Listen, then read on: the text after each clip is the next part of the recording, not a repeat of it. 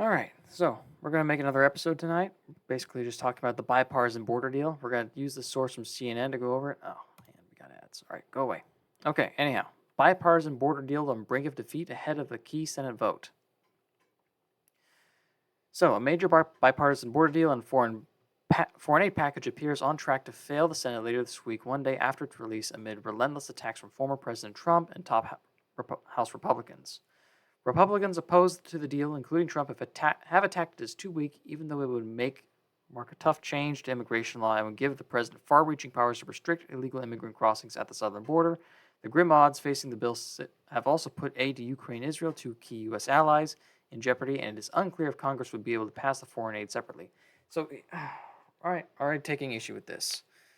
So we're going to start with marking out Ukraine and Israel's key allies. I mean, Israel has been an ally for the U.S. for a while, but Ukraine, are they a key ally? I feel like they're kind of, unfortunate for them, disposable. Like, they're just really just a proxy for us to kind of weaken Russia for a conflict that I'm not entirely sure is good. So, and as for the Israel stuff, that's all getting really far into the weeds of religious stuff. I mean, I'm a fan of Israel personally, but I think it's important that peace be pursued in the Holy Land.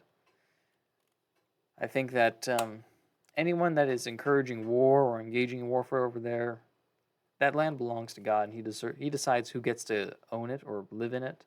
You're just, at best, you are a tenant. You are someone who He allows to be there. So I would be extremely hesitant to get too involved in that. And if Israel is relying on the U.S. for protection instead of on God, I would be concerned as a Christian, because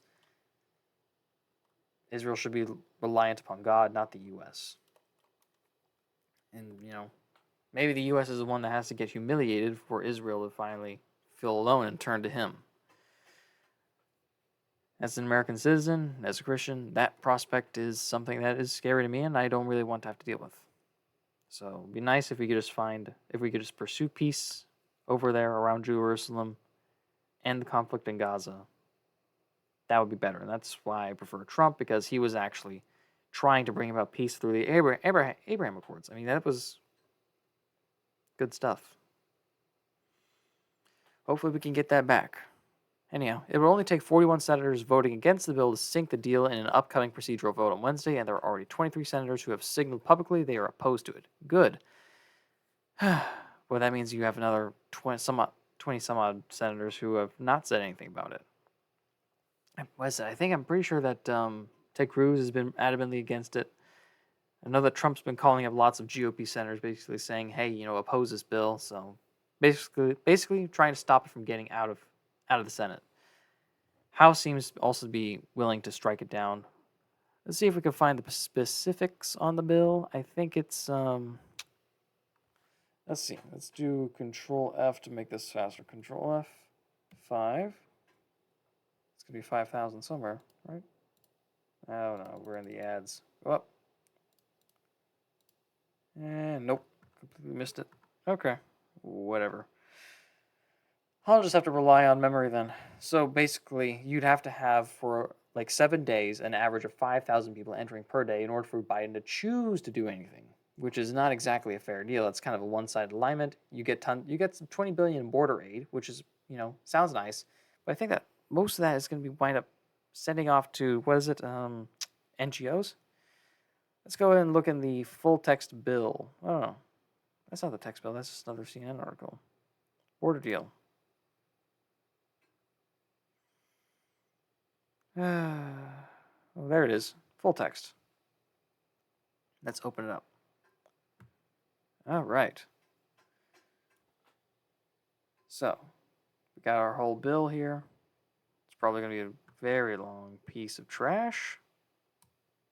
But if I recall correctly, it's going to allow for 5,000 immigrants per day. Biden gets to choose if he does anything after that. Let's Control F this thing. Control F. 5, 1, 2, 3. Refusing to load. Man, that sucks. I really thought it would. I don't know. For some reason, I thought it was in here. Like we got a 5 there. Anyhow, $20 billion for border aid shows up in the bill. A lot of it's sent to NGOs. These NGOs are obviously funneling immigrants into the U.S., something that we do not want. We want them to not come to the U.S. You'd be better off funding actual law enforcement and actually changing policy for law enforcement in order to actually actively deter these illegal immigrants. Problem is that is not happening at all.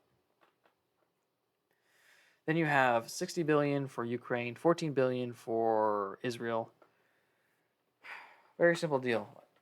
If I get a complete reversal on all immigration policies, some immigration bills that have some teeth to them that would even give states the power to start deporting along with the federal government. And if the federal government actually deports the immigrants, and if for every $1 sent abroad, we spend $1 on our own borders, okay then. And not just the southern border, you have to defend the southern border, the northern border with Canada, you have to defend the border between Alaska and Canada, maybe even a little bit around Hawaii, and any U.S. territories to make sure that no one's trying to sneak into the U.S. and then get a flight to move around internally. All important things to make sure that gets taken care of, but it's hard to demand that anyone does anything reasonable. Actually, what's really probably happening is that these groups are somehow captured by special interests, mostly through money and their need to seek re-election to have a political career. Special interests are probably just the ones funneling all these bad decisions, or funding all these bad decisions on behalf of so many in Congress. It's a sad thought. Speaking of Congress, let's move over here. Oh wait, that's not it. Oh, we got some tweets here. Basically, the Speaker Mike Johnson saying this bill never going to make it through. Bill Chamberlain with some good comments. No crisis at the border. No crisis. No crisis. And then 24, there's been a crisis. Yeah, it kind of changed as soon as they entered an election year. Let's see. Jim Jordan, he released this thing on the Twitter files, or Amazon files, not Twitter files, basically proving that back in 2021, Amazon worked with Biden White House to essentially censor.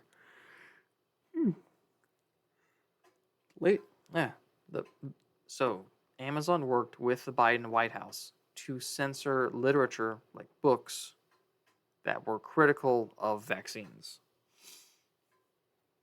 All dangerous stuff.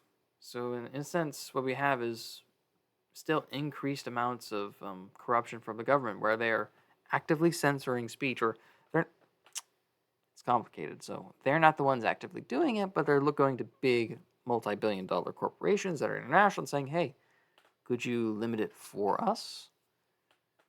Whole thing stinks, if you ask me. Quite upsetting to know about. But what are you going to do, man? Anyhow, that's what I want to talk about tonight. Consider looking this stuff up, reading through it. It's definitely good to check up on. Apparently, we're going to wind up getting even more to be continued. This was released as of 6 hours ago. So yeah, definitely check back. Keep an eye on this.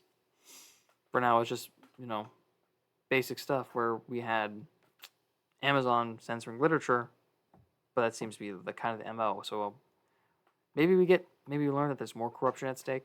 I wouldn't be terribly surprised. Anyhow, thanks for listening. Consider liking and subscribing, and have a good night. Bye.